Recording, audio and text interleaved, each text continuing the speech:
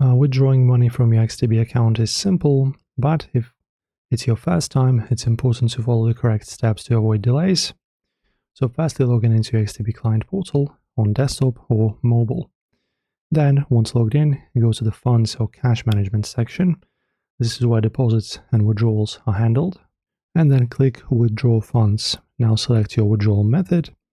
XTB supports bank transfer, credit and debit card, and e-wallets. Then enter the amount you want to withdraw and make sure it does not exceed your available balance. And then check your payment details carefully and click on Submit. XTB will process your request. Typically, bank transfers take 1 to 3 days, card 3 to 5, and e-wallets 1 to 2 business days. And that's pretty much it. Very easy to withdraw. Then as you can see, we'll have a confirmation window, withdrawal from this account completed. So as you can see, guys, pretty straightforward and easy. If you found this video helpful, check out our other XTB tutorials for deposits, trading, and platform tips.